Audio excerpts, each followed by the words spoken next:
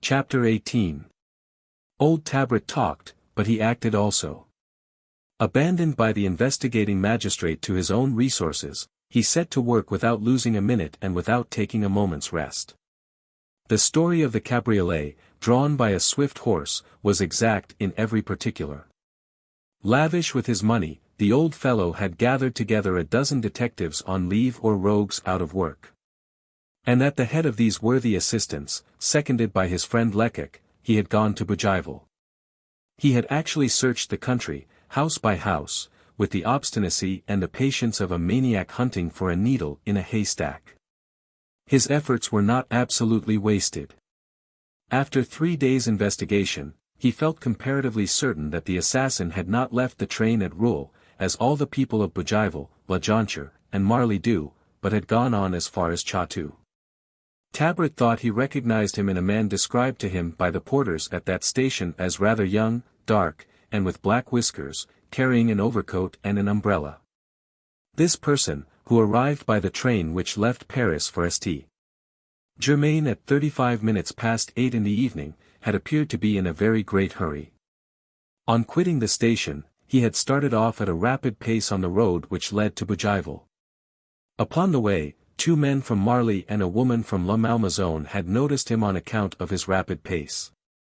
He smoked as he hurried along. On crossing the bridge which joins the 2 banks of the Seine at Bougival, he had been still more noticed. It is usual to pay a toll on crossing this bridge, and the supposed assassin had apparently forgotten this circumstance. He passed without paying, keeping up his rapid pace, pressing his elbows to his side, husbanding his breath, and the gatekeeper was obliged to run after him for his toll. He seemed greatly annoyed at the circumstance, threw the man a 10-sou piece, and hurried on, without waiting for the 9-sou change. Nor was that all. The station master at Rouen remembered, that, 2 minutes before the 10:15 train came up, a passenger arrived very agitated, and so out of breath that he could scarcely ask for a second-class ticket for Paris.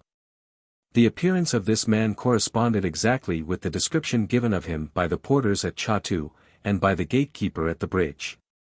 Finally, the old man thought he was on the track of someone who entered the same carriage as the breathless passenger.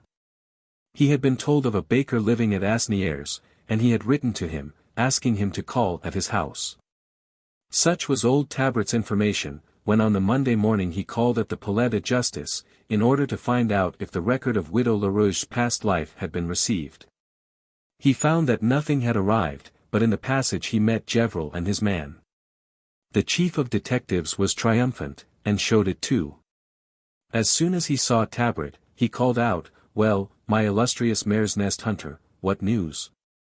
Have you had any more scoundrels guillotined since the other day? Ah, you old rogue, you want to oust me from my place, I can see." The old man was sadly changed. The consciousness of his mistake made him humble and meek. These pleasantries, which a few days before would have made him angry, now did not touch him. Instead of retaliating, he bowed his head in such a penitent manner that Gevrol was astonished. "Jeer at me, my good M. Gevrol," he replied, "mock me without pity, you are right, I deserve it all." "Ah, come now," said the chief, "have you then performed some new masterpiece, you impetuous old fellow?" Old Tabret shook his head sadly. "I have delivered up an innocent man," he said, "and justice will not restore him his freedom." Gevrol was delighted, and rubbed his hands until he almost wore away the skin. "This is fine," he sang out, "this is capital. To bring criminals to justice is of no account at all. But to free the innocent, by Jove! That is the last touch of art. Tirauclair, you are an immense wonder, and I bow before you." And at the same time, he raised his hat ironically. "Don't crush me," replied the old fellow. "As you know, in spite of my grey hairs, I am young in the profession. Because chance served me 3 or 4 times, I became foolishly proud. I have learned too late that I am not all that I had thought myself, I am but an apprentice, and success has turned my head, while you, Gevrol, you are the master of all of us. Instead of laughing, pray help me, aid me with your advice and your experience." Alone, I can do nothing, while with your assistance. Gevril is vain in the highest degree. Tabret's submission tickled his pretensions as a detective immensely. For in reality he thought the old man very clever. He was softened. I suppose, he said patronizingly, you refer to the Jonchere affair. Alas. Yes, my dear M. Gevril, I wish to work without you, and I have got myself into a pretty mess. Cunning old Tabret kept his countenance as penitent as that of a sacristan caught eating meat on a Friday, but he was inwardly laughing and rejoicing all the while. Conceited fool. He thought, I will flatter you so much that you will end by doing everything I want. M. Gevril rubbed his nose, put out his lower lip, and said, ah, hem. He pretended to hesitate. But it was only because he enjoyed prolonging the old amateur's discomfiture. Come, said he at last, cheer up, old Tirauclair.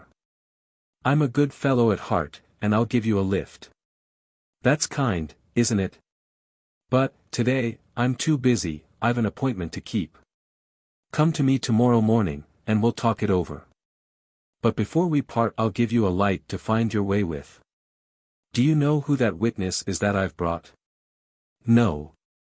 But tell me, my good M. Gevril. Well, that fellow on the bench there, who is waiting for M. Daburon, is the husband of the victim of the Jonchere tragedy. Is it possible? Exclaimed old Tabret, perfectly astounded. Then, after reflecting a moment, he added, you are joking with me. No, upon my word. Go and ask him his name, he will tell you that it is Pierre Lerouge. She wasn't a widow then. It appears not, replied Gevril sarcastically, since there is her happy spouse. Phew, muttered the old fellow. And does he know anything? In a few sentences, the chief of detectives related to his amateur colleague the story that Lerouge was about to tell the investigating magistrate. What do you say to that? He asked when he came to the end. What do I say to that? Stammered old Tabret, whose countenance indicated intense astonishment. What do I say to that? I don't say anything. But I think, no, I don't think anything either. A slight surprise, said Gevril, beaming. Say rather an immense one, replied Tabret. But suddenly he started, and gave his forehead a hard blow with his fist.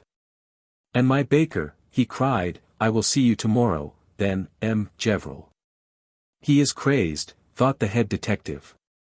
The old fellow was sane enough, but he had suddenly recollected the Asnières baker, whom he had asked to call at his house. Would he still find him there? Going down the stairs he met M. Daburon.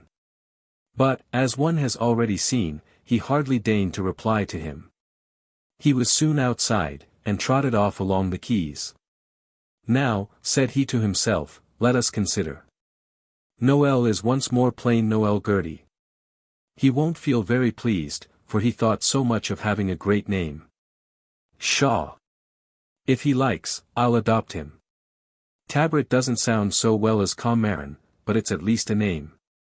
Anyhow, Gevril's story in no way affects Albert's situation nor my convictions.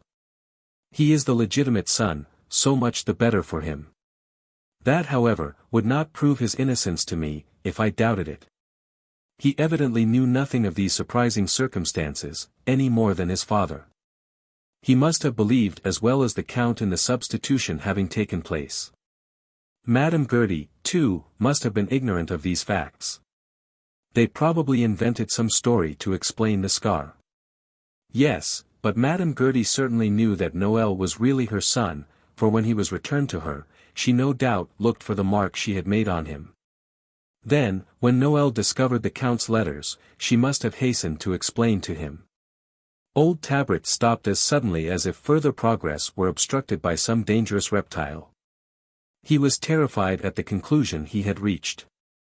Noel, then, must have assassinated Widow Lerouge, to prevent her confessing that the substitution had never taken place, and have burnt the letters and papers which proved it. But he repelled this supposition with horror, as every honest man drives away a detestable thought which by accident enters his mind. What an old idiot I am, he exclaimed, resuming his walk. This is the result of the horrible profession I once gloried in following. Suspect Noel, my boy, my sole heir, the personification of virtue and honor. Noel, whom 10 years of constant intercourse have taught me to esteem and admire to such a degree that I would speak for him as I would for myself. Men of his class must indeed be moved by terrible passions to cause them to shed blood. And I have always known Noel to have but two passions, his mother and his profession. And I dare even to breath a suspicion against this noble soul. I ought to be whipped. Old fool! Isn't the lesson you have already received sufficiently terrible? Will you never be more cautious? Thus he reasoned, trying to dismiss his disquieting thoughts, and restraining his habits of investigation, but in his heart a tormenting voice constantly whispered, "Suppose it is Noel." He at length reached the Rue Saint-Lazare.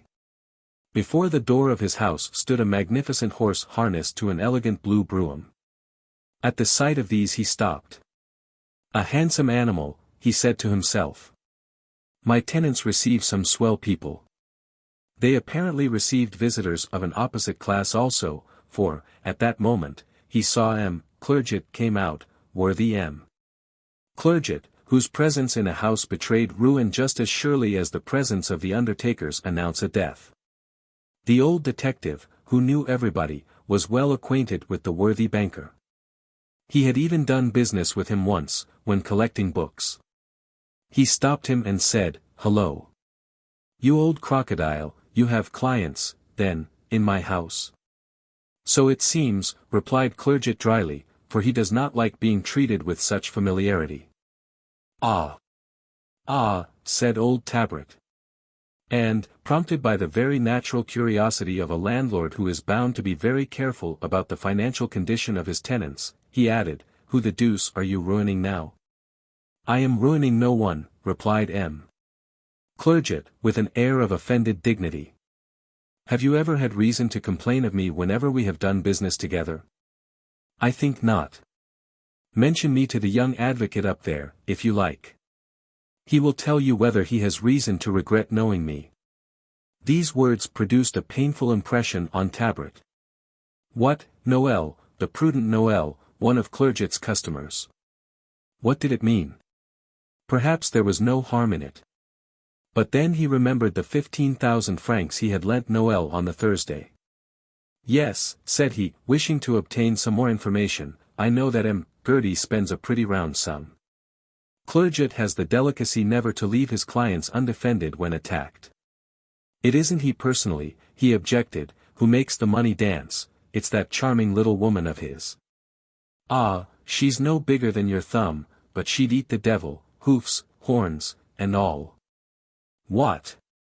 Noel had a mistress, a woman whom Clerget himself, the friend of such creatures, considered expensive. The revelation, at such a moment, pierced the old man's heart. But he dissembled. A gesture, a look, might awaken the usurer's mistrust, and close his mouth. "That's well known," replied Tabret in a careless tone. "Youth must have its day. But what do you suppose the wench costs him a year?" "Oh, I don't know.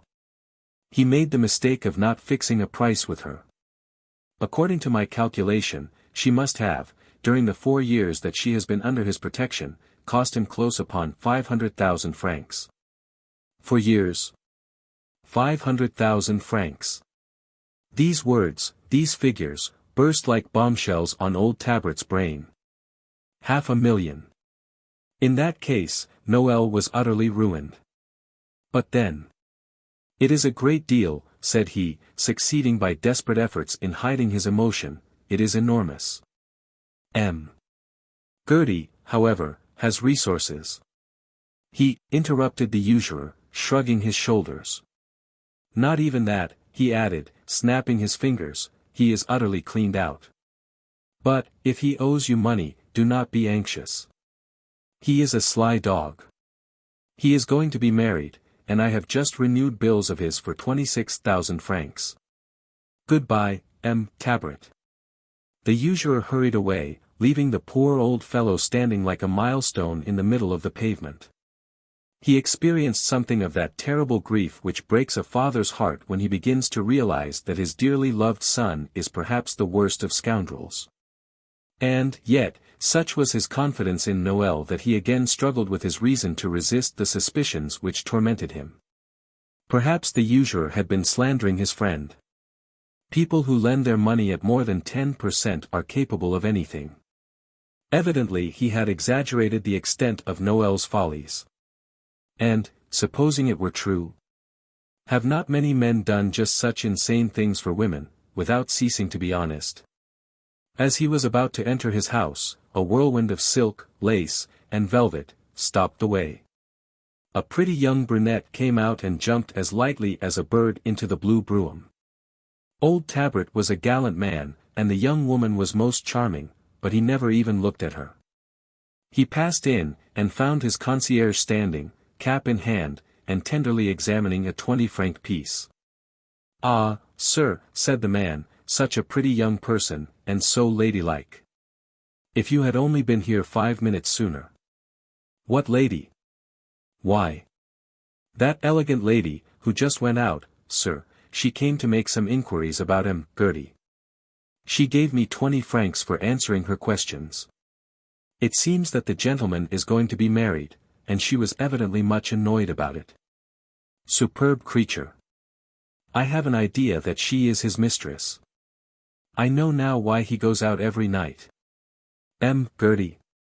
"Yes, sir, but I never mentioned it to you, because he seemed to wish to hide it. He never asks me to open the door for him, no, not he. He slips out by the little stable door. I have often said to myself, perhaps he doesn't want to disturb me. It is very thoughtful on his part, and he seems to enjoy it so." The concierge spoke with his eyes fixed on the gold piece. When he raised his head to examine the countenance of his lord and master, old Tabret had disappeared. "There's another," said the concierge to himself. "I'll bet 100 sous, that he's running after the superb creature. Run ahead, go it, old dotard, you shall have a little bit, but not much, for it's very expensive." The concierge was right. Old Tabret was running after the lady in the blue brougham.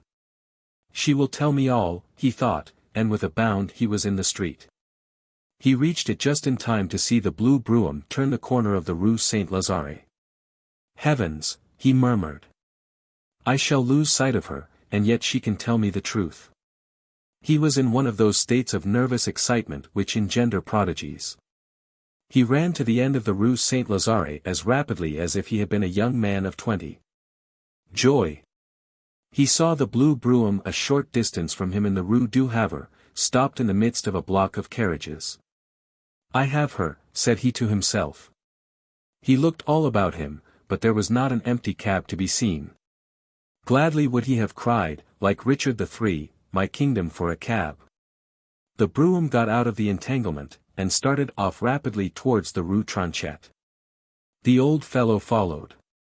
He kept his ground. The brougham gained but little upon him. While running in the middle of the street, at the same time looking out for a cab, he kept saying to himself, "Hurry on, old fellow, hurry on. When one has no brains, one must use one's legs. Why didn't you think to get this woman's address from Clerget? You must hurry yourself, my old friend, you must hurry yourself. When one goes in for being a detective, one should be fit for the profession, and have the shanks of a deer." But he was losing ground, plainly losing ground. He was only halfway down the Rue Tronchet, and quite tired out. He felt that his legs could not carry him 100 steps farther, and the brougham had almost reached the Madeleine. At last an open cab, going in the same direction as himself, passed by. He made a sign, more despairing than any drowning man ever made. The sign was seen. He made a supreme effort, and with a bound jumped into the vehicle without touching the step. "There," he gasped, "that blue brougham, 20 francs. "All right," replied the coachman, nodding. And he covered his ill-conditioned horse with vigorous blows, muttering, "A jealous husband following his wife, that's evident. Gee up."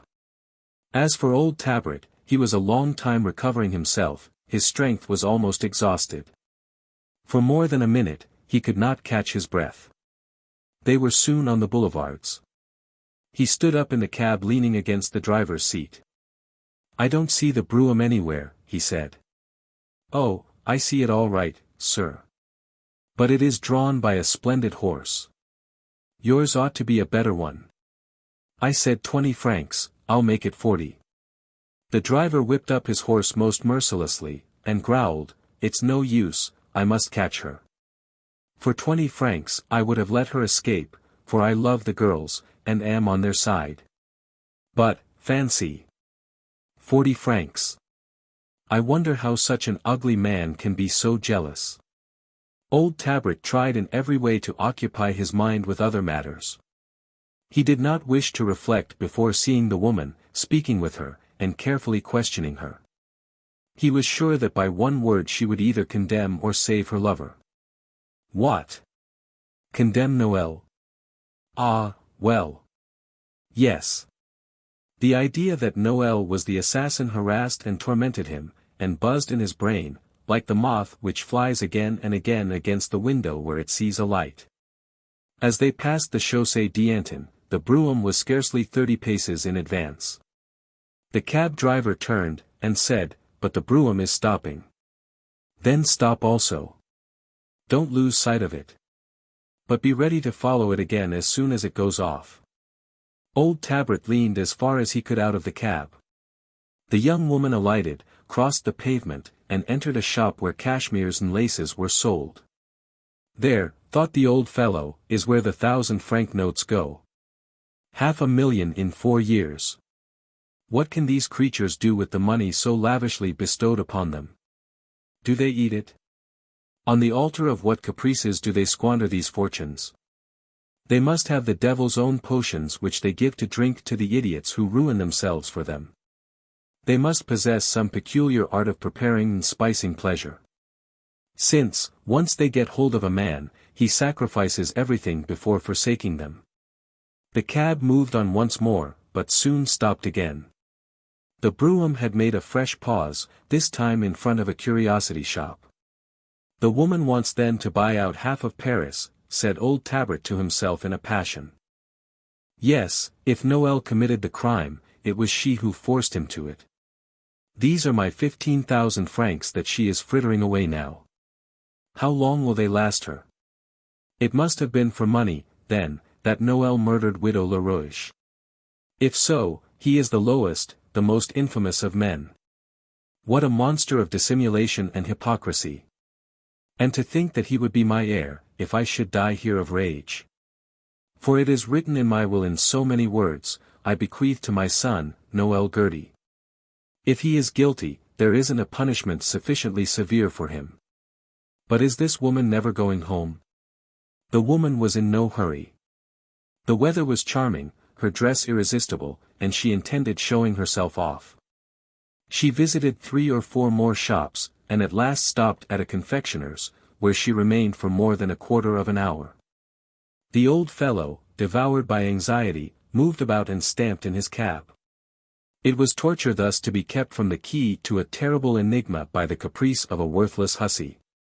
He was dying to rush after her, to seize her by the arm, and cry out to her, "Home, wretched creature, home at once. What are you doing here? Don't you know that at this moment your lover, he whom you have ruined, is suspected of an assassination? Home, then, that I may question you, that I may learn from you whether he is innocent or guilty. For you will tell me, without knowing it. Ah! I have prepared a fine trap for you. Go home, then, this anxiety is killing me." She returned to her carriage. It started off once more, passed up the Rue de Faubourg Montmartre, turned into the Rue de Provence, deposited its fair freight at her own door, and drove away. "She lives here," said old Tabret, with a sigh of relief. He got out of the cab, gave the driver his 40 francs, bade him wait, and followed in the young woman's footsteps. The old fellow is patient, thought the driver, and the little brunette is caught. The detective opened the door of the concierge's lodge. "What is the name of the lady who just came in?" he demanded. The concierge did not seem disposed to reply. Her name, insisted the old man. The tone was so sharp, so imperative, that the concierge was upset. Madame Juliette Chaffour, he answered. On what floor does she reside? On the second, the door opposite the stairs. A minute later, the old man was waiting in Madame Juliette's drawing-room. Madame was dressing, the maid informed him, and would be down directly. Tabret was astonished at the luxury of the room. There was nothing flaring or coarse, or in bad taste. It was not at all like the apartment of a kept woman. The old fellow, who knew a good deal about such things, saw that everything was of great value. The ornaments on the mantelpiece alone must have cost, at the lowest estimate, 20,000 francs. Clerget, thought he, didn't exaggerate a bit. Juliette's entrance disturbed his reflections. She had taken off her dress, and had hastily thrown about her a loose black dressing gown, trimmed with cherry-colored satin. Her beautiful hair, slightly disordered after her drive, fell in cascades about her neck, and curled behind her delicate ears. She dazzled old Tabret. He began to understand. You wished, sir, to speak with me, she inquired, bowing gracefully. Madam, replied M. Tabret, I am a friend of Noël Gertis, I may say his best friend, N. Pray sit down, sir, interrupted the young woman. She placed herself on a sofa, just showing the tips of her little feet encased in slippers matching her dressing gown, while the old man sat down in a chair. I come, madam, he resumed, on very serious business. Your presence at M. Gertis. Ah, cried Juliette, he already knows of my visit. Then he must employ a detective. My dear child, began Tabret, paternally. Oh. I know, sir, what your errand is.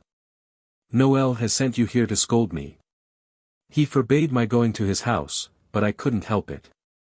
It's annoying to have a puzzle for a lover, a man whom one knows nothing whatever about, a riddle in a black coat and a white cravat, a sad and mysterious being. You have been imprudent. Why? Because he is going to get married? Why does he not admit it then? Suppose that it is not true. Oh, but it is. He told that old shark Clerget so, who repeated it to me. Anyway, he must be plotting something in that head of his. For the last month he has been so peculiar, he has changed so, that I hardly recognize him.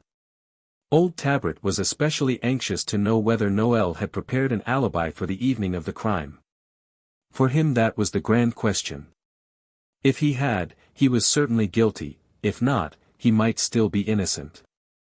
Madame Juliette, he had no doubt, could enlighten him on that point. Consequently he had presented himself with his lesson all prepared, his little trap all set. The young woman's outburst disconcerted him a little, but trusting to the chances of conversation, he resumed. Will you oppose Noël's marriage, then? His marriage, cried Juliette, bursting out into a laugh, ah, the poor boy. If he meets no worse obstacle than myself, his path will be smooth. Let him marry by all means, the sooner the better, and let me hear no more of him.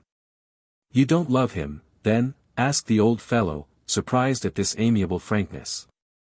Listen, sir. I have loved him a great deal, but everything has an end. For 4 years, I, who am so fond of pleasure, have passed an intolerable existence. If Noël doesn't leave me, I shall be obliged to leave him. I am tired of having a lover who is ashamed of me and who despises me. If he despises you, my pretty lady, he scarcely shows it here, replied old Tabret, casting a significant glance about the room. You mean, said she rising, that he spends a great deal of money on me. It's true. He pretends that he has ruined himself on my account, it's very possible. But what's that to me? I am not a grabbing woman. And I would much have preferred less money and more regard. My extravagance has been inspired by anger and want of occupation. Gertie treats me like a mercenary woman, and so I act like one. We are quits. You know very well that he worships you. I tell you he is ashamed of me. He hides me as though I were some horrible disease. You are the first of his friends to whom I have ever spoken. Ask him how often he takes me out. One would think that my presence dishonored him. Why, no longer ago than last Tuesday, we went to the theater. He hired an entire box.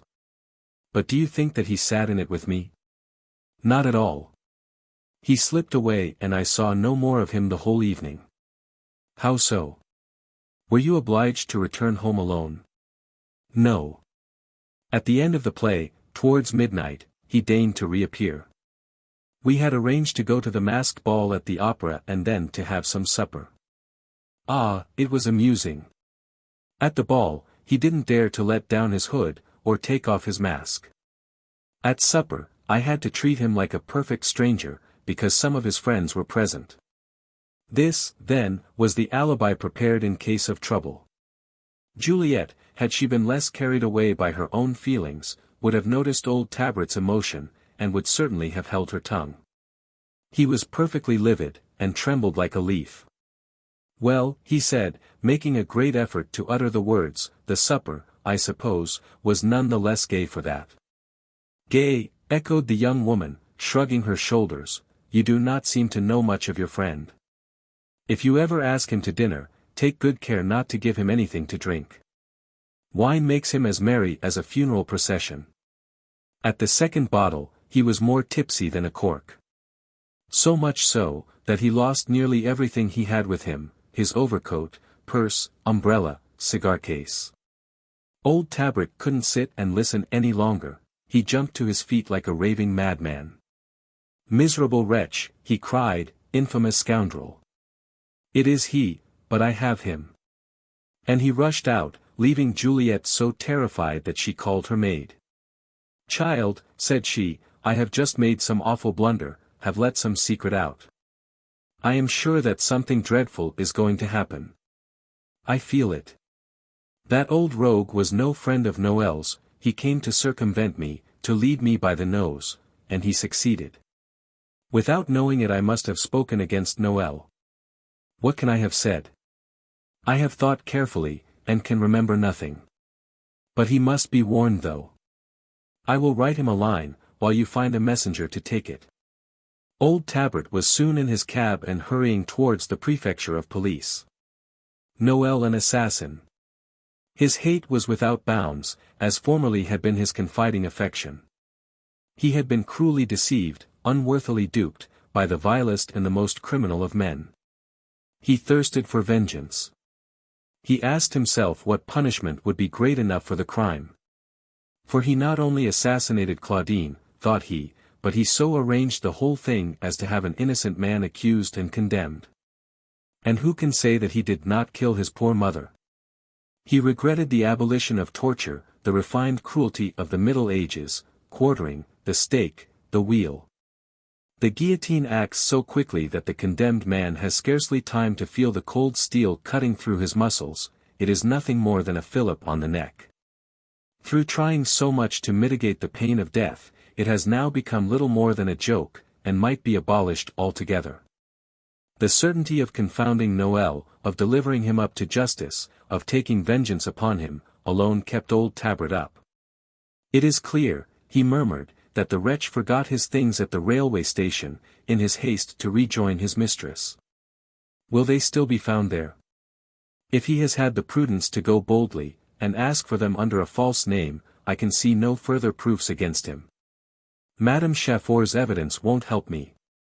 The hussy, seeing her lover in danger, will deny what she has just told me. She will assert that Noel left her long after 10 o'clock. But I cannot think he has dared to go to the railway station again. About halfway down the Rue Richelieu, Tabret was seized with a sudden giddiness. I am going to have an attack, I fear, thought he. If I die, Noel will escape, and will be my heir. A man should always keep his will constantly with him, to be able to destroy it, if necessary. A few steps further on, he saw a doctor's plate on a door, he stopped the cab, and rushed into the house.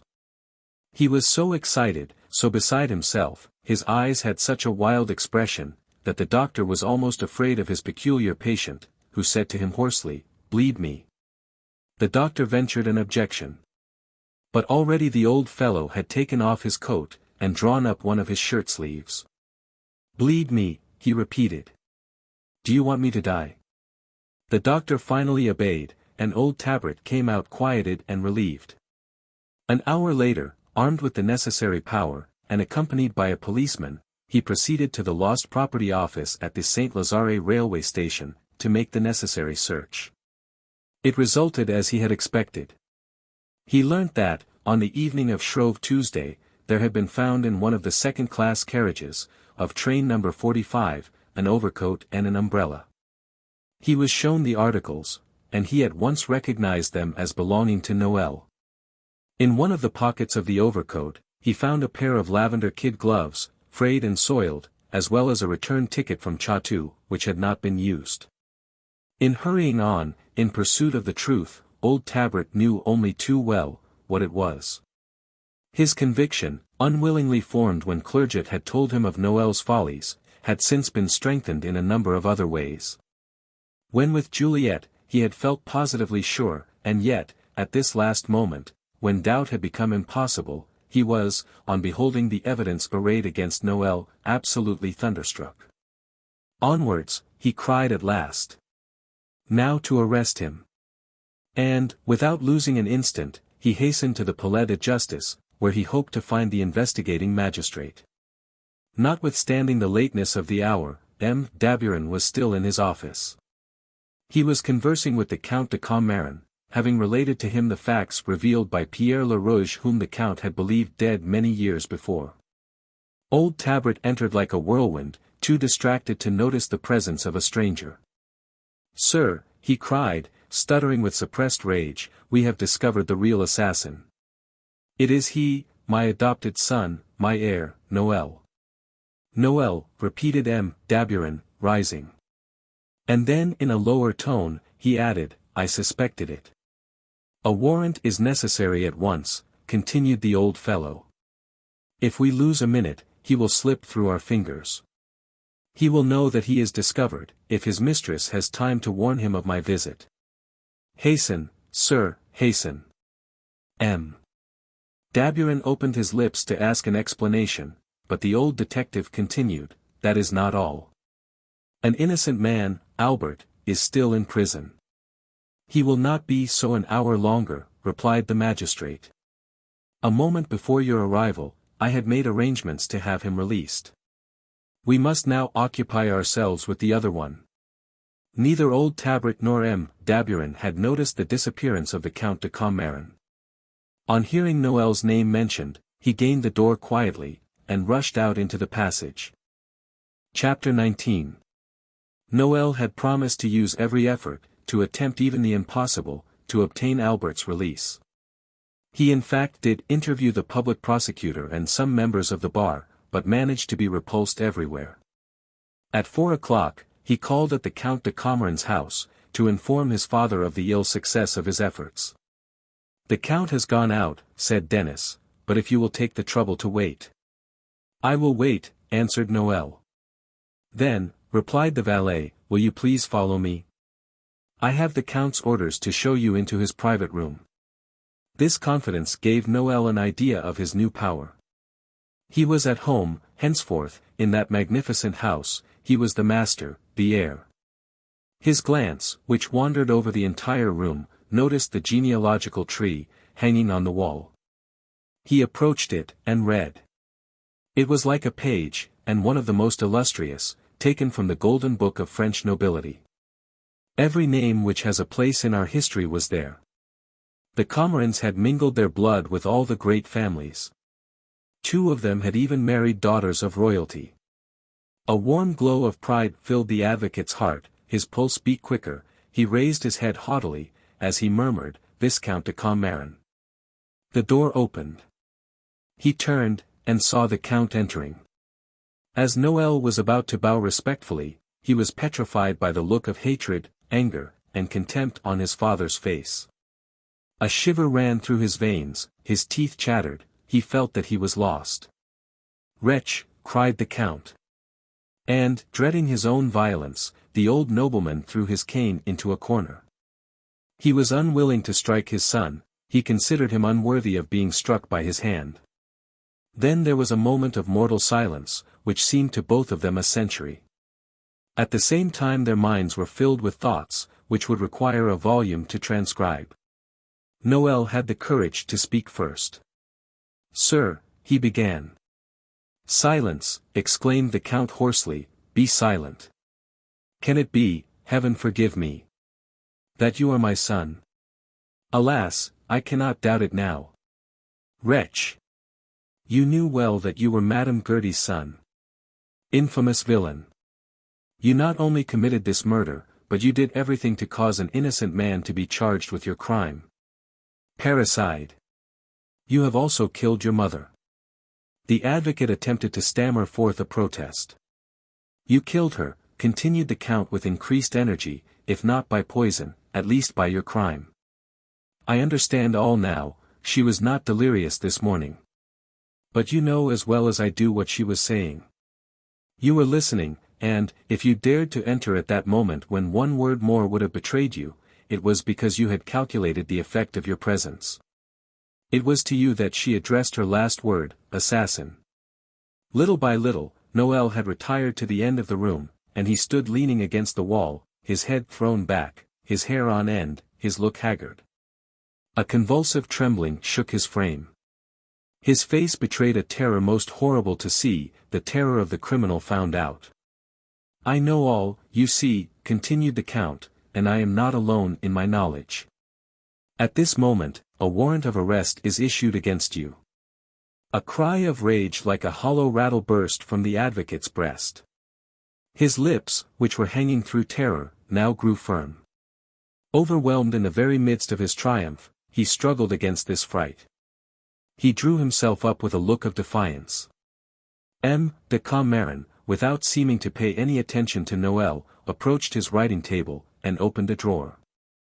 "My duty," said he, "would be to leave you to the executioner who awaits you. But I remember that I have the misfortune to be your father. Sit down, write and sign a confession of your crime. You will then find firearms in this drawer. May heaven forgive you." The old nobleman moved towards the door. Noël with a sign stopped him, and drawing at the same time a revolver from his pocket, he said, "Your firearms are needless, sir. My precautions, as you see, are already taken, they will never catch me alive." Only, repeated the Count harshly. "I must tell you, sir," continued the advocate coldly, "that I do not choose to kill myself, at least, not at present." "Ah," cried M. de Commarin in disgust, "you are a coward." "No, sir, not a coward. But I will not kill myself until I am sure that every opening is closed against me, that I cannot save myself." "Miserable wretch," said the Count, threateningly, "must I then do it myself?" He moved towards the drawer, but Noël closed it with a kick. "Listen to me, sir," said he, in that hoarse, quick tone, which men use in moments of imminent danger, "do not let us waste in vain words the few moments respite left me. I have committed a crime, it is true, and I do not attempt to justify it, but who laid the foundation of it, if not yourself? Now, you do me the favor of offering me a pistol. Thanks. I must decline it. This generosity is not through any regard for me. You only wish to avoid the scandal of my trial, and the disgrace which cannot fail to reflect upon your name." The Count was about to reply. "Permit me," interrupted Noël imperiously. "I do not choose to kill myself, I wish to save my life, if possible. Supply me with the means of escape, and I promise you that I will sooner die than be captured. I say, supply me with means, for I have not 20 francs in the world. My last 1,000-franc note was nearly all gone the day when, you understand me. There isn't sufficient money at home to give my mother a decent burial. Therefore, I say, give me some money." "Never. Then I will deliver myself up to justice, and you will see what will happen to the name you hold so dear." The Count, mad with rage, rushed to his table for a pistol. Noël placed himself before him. "Oh, do not let us have any struggle," said he coldly, "I am the strongest." De Commarin recoiled. By thus speaking of the trial, of the scandal and of the disgrace, the advocate had made an impression upon him. For a moment hesitating between love for his name and his burning desire to see this wretch punished, the old nobleman stood undecided. Finally his feeling for his rank triumphed. "Let us end this," he said in a tremulous voice, filled with the utmost contempt, "let us end this disgraceful scene. What do you demand of me? I have already told you, money, all that you have here. But make up your mind quickly." On the previous Saturday the Count had withdrawn from his bankers the sum he had destined for fitting up the apartments of him whom he thought was his legitimate child. "I have 80,000 francs here," he replied. "That's very little," said the advocate, "but give them to me. I will tell you though that I had counted on you for 500,000 francs. If I succeed in escaping my pursuers, you must hold at my disposal the balance, 420,000 francs. Will you pledge yourself to give them to me at the first demand? I will find some means of sending for them, without any risk to myself. At that price, you need never fear hearing of me again." By way of reply, the Count opened a little iron chest embedded in the wall, and took out a roll of bank notes, which he threw at Noël's feet. An angry look flashed in the advocate's eyes, as he took one step towards his father. "Oh! Take care," he said threateningly, "people who, like me, have nothing to lose are dangerous. I can yet give myself up, Anne." He stooped down, however, and picked up the notes. "Will you give me your word," he continued, "to let me have the rest whenever I ask for them?" "Yes." "Then I am going. Do not fear, I will be faithful to our compact, they shall not take me alive. Adieu, my father. In all this you are the true criminal, but you alone will go unpunished. Ah, heaven is not just. I curse you." When, an hour later, the servants entered the Count's room, they found him stretched on the floor with his face against the carpet, and showing scarcely a sign of life. On leaving the Commarin house, Noël staggered up the Rue de l'Université. It seemed to him that the pavement oscillated beneath his feet, and that everything about him was turning round. His mouth was parched, his eyes were burning, and every now and then a sudden fit of sickness overcame him. But, at the same time, strange to relate, he felt an incredible relief, almost delight. It was ended then, all was over, the game was lost. No more anguish now, no more useless fright and foolish terrors, no more dissembling, no more struggles. Henceforth he had nothing more to fear. His horrible part being played to the bitter end, he could now lay aside his mask and breathe freely. An irresistible weariness succeeded the desperate energy which, in the presence of the Count, had sustained his impudent arrogance. All the springs of his organization, stretched for more than a week past far beyond their ordinary limits, now relaxed and gave way. The fever which for the last few days had kept him up failed him now. And, with the weariness, he felt an imperative need of rest. He experienced a great void, an utter indifference for everything. His insensibility bore a striking resemblance to that felt by persons afflicted with seasickness, who care for nothing, whom no sensations are capable of moving, who have neither strength nor courage to think. And who could not be aroused from their lethargy by the presence of any great danger, not even of death itself. Had any one come to him then he would never have thought of resisting, nor of defending himself, he would not have taken a step to hide himself, to fly, to save his head. For a moment he had serious thoughts of giving himself up, in order to secure peace, to gain quiet, to free himself from the anxiety about his safety. But he struggled against this dull stupor, and at last the reaction came, shaking off this weakness of mind and body. The consciousness of his position, and of his danger, returned to him. He foresaw, with horror, the scaffold, as one sees the depth of the abyss by the lightning flashes. I must save my life, he thought, but how? That mortal terror which deprives the assassin of even ordinary common sense seized him. He looked eagerly about him, and thought he noticed 3 or 4 passers-by look at him curiously. His terror increased. He began running in the direction of the Latin Quarter without purpose, without aim, running for the sake of running, to get away, like crime, as represented in paintings, fleeing under the lashes of the Furies. He very soon stopped, however, for it occurred to him that this extraordinary behavior would attract attention. It seemed to him that everything in him betokened the murderer. He thought he read contempt and horror upon every face, and suspicion in every eye. He walked along, instinctively repeating to himself, "I must do something." But he was so agitated that he was incapable of thinking or of planning anything. When he still hesitated to commit the crime, he had said to himself, "I may be discovered." And with that possibility in view, he had perfected a plan which should put him beyond all fear of pursuit. He would do this and that.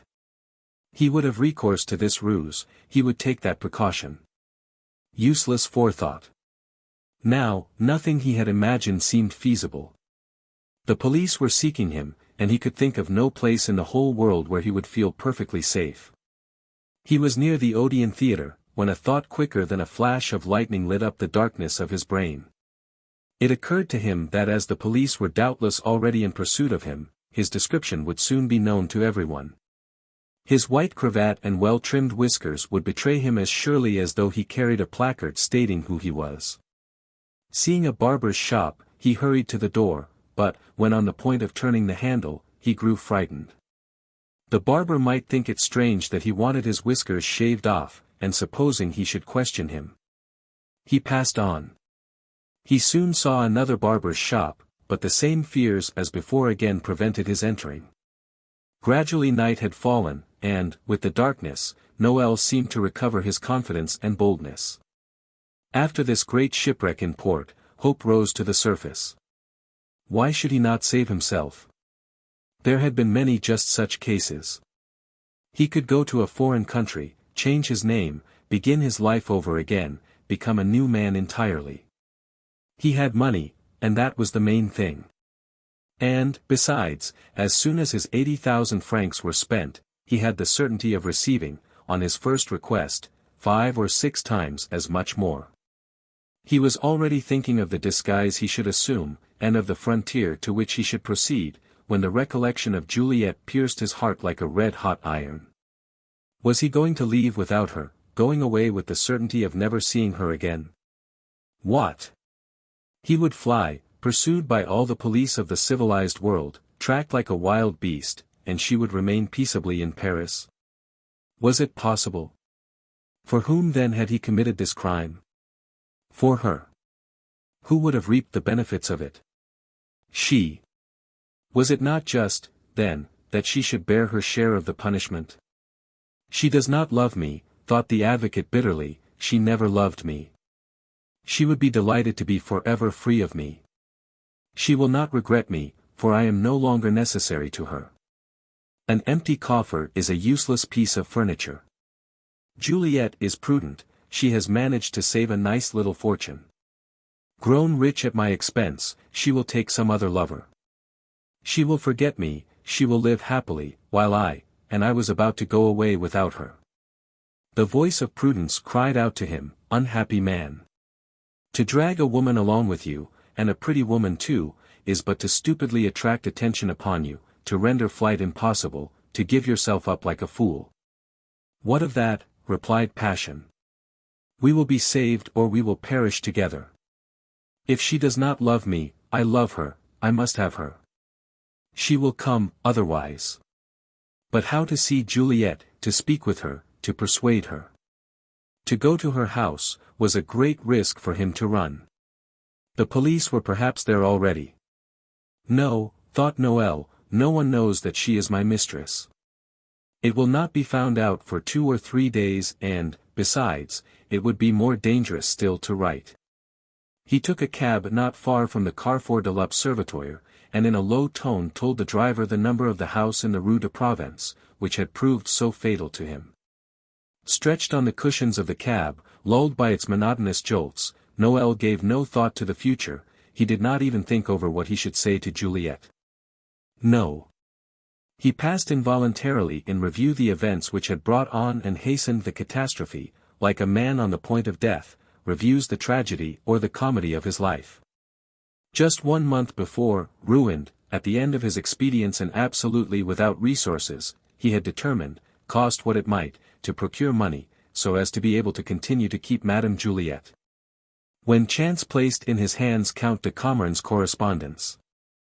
Not only the letters read to old Tabret, and shown to Albert, but also those, which, written by the Count when he believed the substitution an accomplished fact, plainly established it. The reading of these gave him an hour of mad delight. He believed himself the legitimate son. But his mother soon undeceived him, told him the truth, proved to him by several letters she had received from Widow Lerouge, called on Claudine to bear witness to it, and demonstrated it to him by the scar he bore.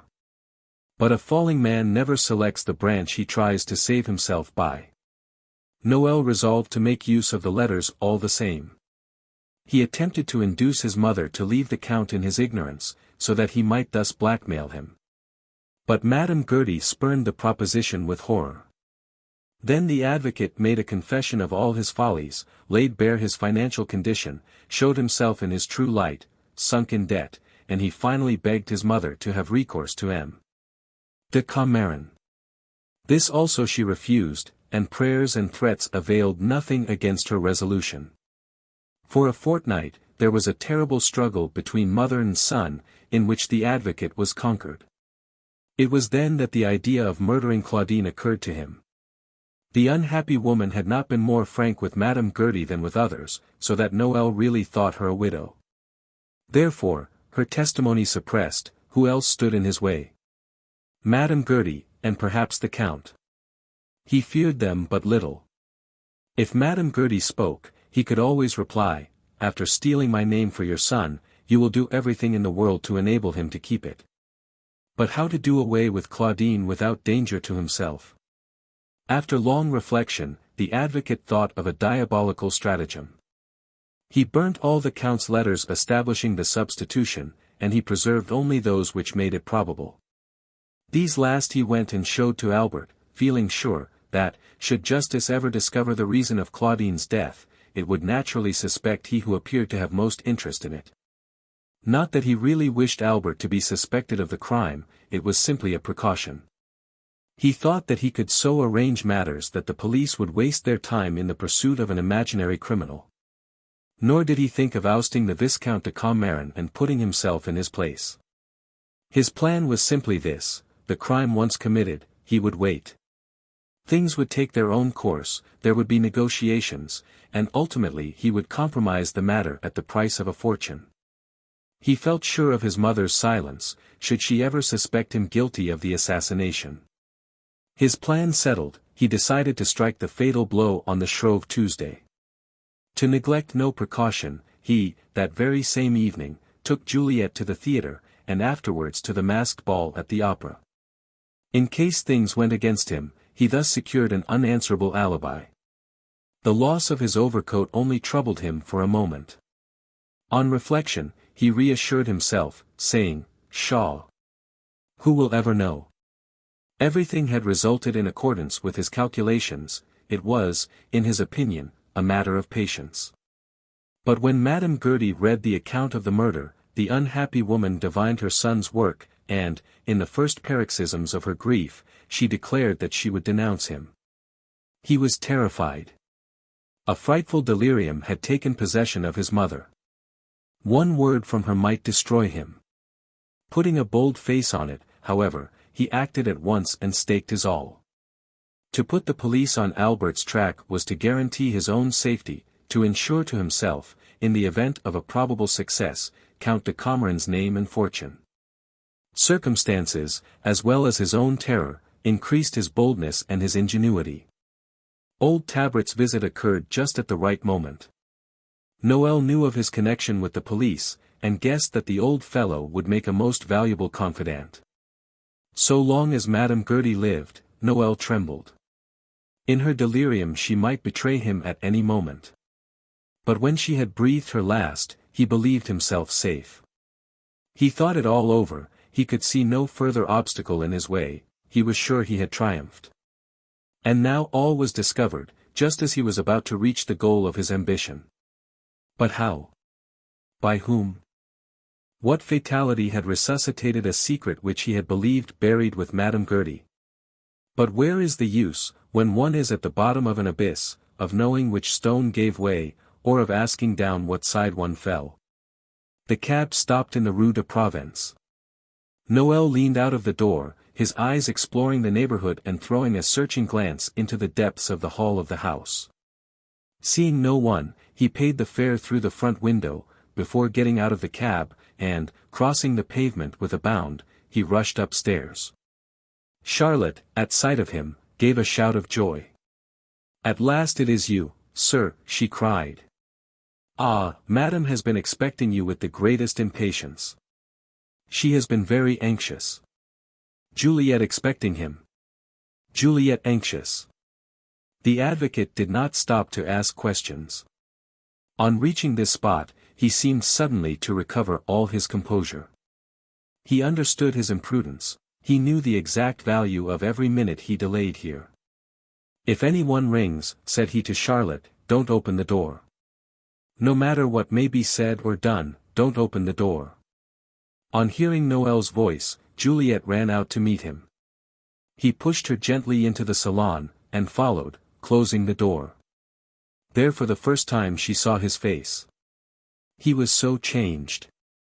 His look was so haggard that she could not keep from crying out, "What is the matter?" Noël made no reply, he advanced towards her and took her hand. "Juliet," he demanded in a hollow voice, fastening his flashing eyes upon her, "Juliet, be sincere, do you love me?" She instinctively felt that something dreadful had occurred, she seemed to breathe an atmosphere of evil. But she, as usual, affected indifference. "You ill-natured fellow," she replied, pouting her lips most provokingly, "do you deserve—" "Oh, enough," broke in Noël, stamping his feet fiercely. "Answer me," he continued, bruising her pretty hands in his grasp, "yes, or no, do you love me?" 100 times had she played with her lover's anger, delighting to excite him into a fury, to enjoy the pleasure of appeasing him with a word. But she had never seen him like this before. She had wronged him greatly, and she dared not complain of this his first harshness. "Yes, I love you," she stammered, "do you not know it?" "Why," replied the advocate, releasing her hands, "why? Because, if you love me you must prove it, if you love me, you must follow me at once, abandon everything. Come, fly with me. Time presses." The young girl was terrified. "Great heavens! What has happened?" "Nothing, except that I have loved you too much, Juliet. When I found I had no more money for your luxury, your caprices, I became wild. To procure money, I committed a crime, do you understand? They are pursuing me now. I must fly, will you follow me?" Juliet's eyes grew wide with astonishment, but she doubted Noël. "A crime? You?" she began. "Yes, me. Would you know the truth? I have committed murder, an assassination. But it was all for you." The advocate felt that Juliet would certainly recoil from him in horror. He expected that terror which a murderer inspires. He was resigned to it in advance. He thought that she would fly from him, perhaps there would be a scene. She might, who knows, have hysterics, might cry out, call for succor, for help, for aid. He was wrong. With a bound, Juliet flew to him, throwing herself upon him, her arms about his neck, and embraced him as she had never embraced him before. "Yes, I do love you," she cried. "Yes, you have committed a crime for my sake, because you loved me. You have a heart. I never really knew you before." It had cost him dear to inspire this passion in Madame Juliet. But Noël never thought of that. He experienced a moment of intense delight, nothing appeared hopeless to him now. But he had the presence of mind to free himself from her embrace. "Let us go," he said. "The one great danger is, that I do not know from whence the attack comes. How they have discovered the truth is still a mystery to me. Juliet remembered her alarming visitor of the afternoon. She understood it all. "Oh, what a wretched woman I am," she cried, wringing her hands in despair. "It is I who have betrayed you." "It occurred on Tuesday, did it not?" "Yes, Tuesday." "Ah, then I have told all, without a doubt, to your friend, the old man I supposed you had sent, Tabret." "Has Tabret been here?" "Yes, just a little while ago." "Come, then," cried Noel, quickly, "it's a miracle that he hasn't been back." He took her arm, to hurry her away, but she nimbly released herself. "Wait," said she. "I have some money, some jewels. I will take them." "It is useless. Leave everything behind."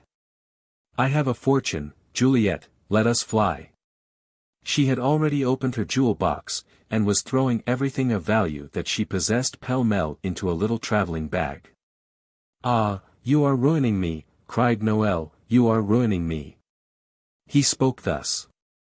But his heart was overflowing with joy. What sublime devotion! "She loves me truly," he said to himself. "For my sake, she renounces her happy life without hesitation. For my sake, she sacrifices all." Juliet had finished her preparations, and was hastily tying on her bonnet, when the doorbell rang. "It is the police," cried Noel, becoming, if possible, even more livid. The young woman and her lover stood as immovable as two statues, with great drops of perspiration on their foreheads, their eyes dilated, and their ears listening intently. A second ring was heard, then a third. Charlotte appeared walking on tiptoe. "There are several," she whispered, "I heard them talking together." Grown tired of ringing, they knocked loudly on the door. The sound of a voice reached the drawing-room, and the word "law" was plainly heard. "No more hope," murmured Noel. "Don't despair," cried Juliet, "try the servants' staircase. You may be sure they have not forgotten it." Juliet went to see, and returned dejected and terrified. She bade distinguished heavy footsteps on the landing, made by some one endeavoring to walk softly. "There must be some way of escape," she cried fiercely. "Yes," replied Noel, "one way. I have given my word. They are picking the lock. Fasten all the doors, and let them break them down, it will give me time." Juliet and Charlotte ran to carry out his directions. Then Noel, leaning against the mantelpiece, seized his revolver and pointed it at his breast. But Juliet, who had returned, perceiving the movement, threw herself upon her lover, but so violently that the revolver turned aside and went off. The shot took effect, the bullet entering Noel's stomach. He uttered a frightful cry. Juliet had made his death a terrible punishment, she had prolonged his agony. He staggered, but remained standing, supporting himself by the mantelpiece, while the blood flowed copiously from his wound. Juliet clung to him, trying to wrest the revolver from his grasp. "You shall not kill yourself," she cried, "I will not let you. You are mine, I love you. Let them come. What can they do to you? If they put you in prison, you can escape. I will help you, we will bribe the jailers. Ah, we will live so happily together, no matter where, far away in America where no one knows us." The outer door had yielded, the police were now picking the lock of the door of the antechamber. "Let me finish," murmured Noel. "They must not take me alive." And, with a supreme effort, triumphing over his dreadful agony, he released himself, and roughly pushed Juliet away. She fell down near the sofa. Then, he once more aimed his revolver at the place where he felt his heart beating, pulled the trigger and rolled to the floor. It was full time, for the police at that moment entered the room. Their first thought was, that before shooting himself, Noel had shot his mistress. They knew of cases where people had romantically desired to quit this world in company, and, moreover, had they not heard two reports. But Juliet was already on her feet again. "A doctor," she cried, "a doctor. He cannot be dead." One man ran out, while the others, under old Tabret's direction, raised the body, and carried it to Madame Juliet's bedroom where they laid it on the bed. "For his sake, I trust his wounds are mortal," murmured the old detective, whose anger left him at the sight. "After all, I loved him as though he were my own child, his name is still in my will." Old Tabret stopped. Noel just then uttered a groan, and opened his eyes. "You see that he will live," cried Juliet. The advocate shook his head feebly, and, for a moment, he tossed about painfully on the bed, passing his right hand first under his coat, and then under his pillow. He even succeeded in turning himself halfway towards the wall and then back again. Upon a sign, which was at once understood, someone placed another pillow under his head. Then in a broken, hissing voice, he uttered a few words. "I am the assassin," he said. "Write it down, I will sign it, it will please Albert. I owe him that at least." While they were writing, he drew Juliet's head close to his lips. "My fortune is beneath the pillow," he whispered. "I give it all to you." A flow of blood rose to his mouth, and they all thought him dead. But he still had strength enough to sign his confession, and to say jestingly to M. Tabret, "Ah, ha, my friend, so you go in for the detective business, do you? It must be great fun to trap one's friends in person." "Ah, I have had a fine game, but, with 3 women in the play, I was sure to lose." The death struggle commenced, and, when the doctor arrived, he could only announce the decease of M. Noel Gertie, advocate. Chapter 20. Some months later, one evening, at old Mademoiselle de Goello's house, the Marchioness d'Arlange, looking 10 years younger than when we saw her last, was giving her dowager friends an account of the wedding of her granddaughter Claire, who had just married the Viscount Albert de Commarin. "The wedding," said she, "took place on our estate in Normandy, without any flourish of trumpets. My son-in-law wished it, for which I think he is greatly to blame. The scandal raised by the mistake of which he had been the victim, called for a brilliant wedding. That was my opinion, and I did not conceal it.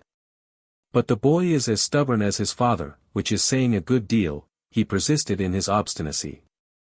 And my impudent granddaughter, obeying beforehand her future husband, also sided against me.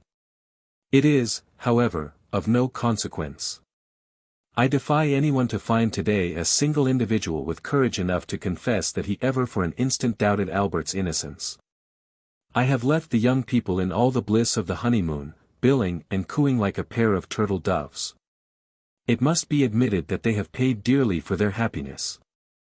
May they be happy then, and may they have lots of children, for they will have no difficulty in bringing them up and in providing for them. I must tell you that, for the first time in his life, and probably for the last, the Count de Commarin has behaved like an angel. He has settled all his fortune on his son, absolutely all. He intends living alone on one of his estates. I am afraid the poor dear old man will not live long. I am not sure that he has entirely recovered from that last attack. Anyhow, my grandchild is settled, and grandly too. I know what it has cost me, and how economical I shall have to be.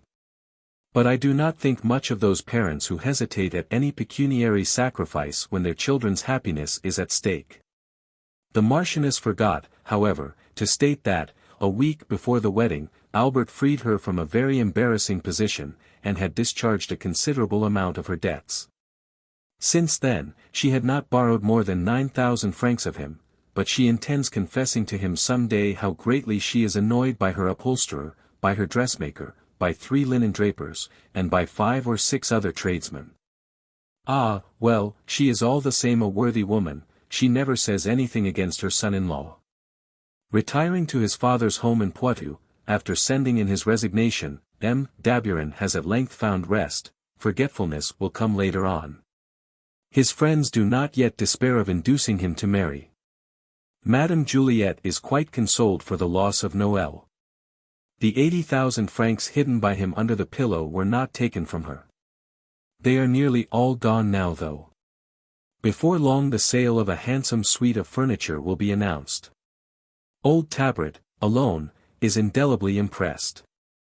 After having believed in the infallibility of justice, he now sees everywhere nothing but judicial errors. The ex-amateur detective doubts the very existence of crime, and maintains that the evidence of one's senses proves nothing. He circulates petitions for the abolition of capital punishment, and has organized a society for the defense of poor and innocent prisoners.